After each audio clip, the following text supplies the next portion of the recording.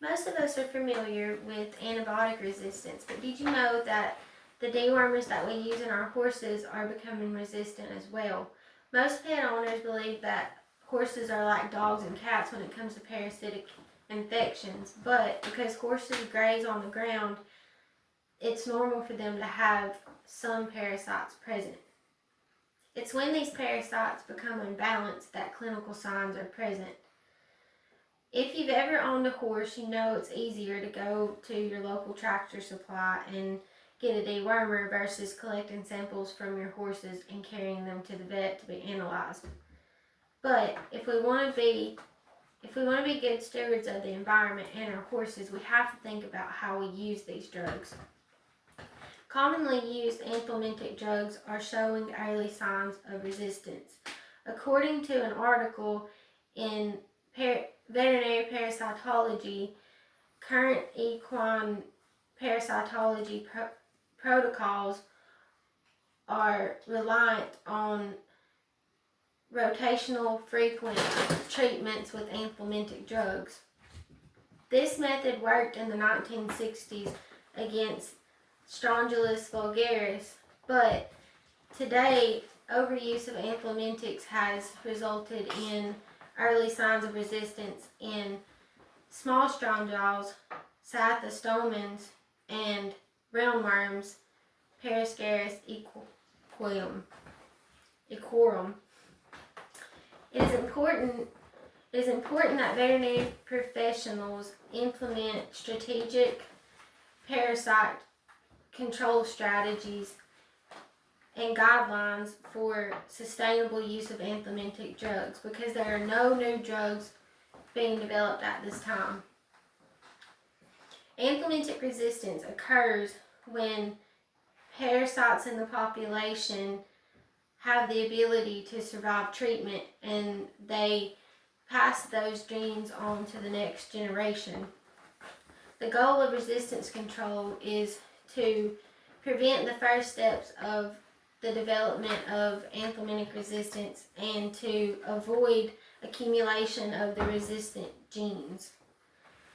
The fecal egg count reduction test is the only available method for determining if there is resistance to an anthelmintic drug.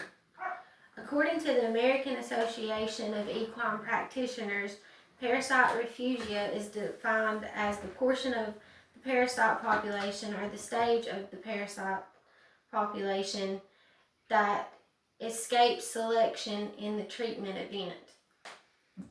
The higher the refugia, the slower the development of resistance. To put it plainly, we want to leave some of the susceptible parasites behind so that they can pass on the susceptible genes and prevent resistance. Therefore, refugia can be utilized by leaving some horses untreated during each deworming. Drugs like pyrantel and ivermectin do not treat all stages of parasites. Therefore, broad-spectrum drugs such as moxidectin should be used only in heavy shedders and in severe cases of parasitic infection. Fecal egg count reduction tests are used to determine if strongyles and ascarids are showing resistance to anthelmintic drugs. However, finding resistance may or may not mean that they're finding reduced efficacy may or may not mean that there's resistance. So it should be used as a guideline and not a final answer. The egg reappearance period refers to the interval between the last effective anthelmintic treatment and the reoccurrence of eggs on the fecal egg count. The fecal egg count should be done in the spring prior to a treatment with ivermectin and praziquantel.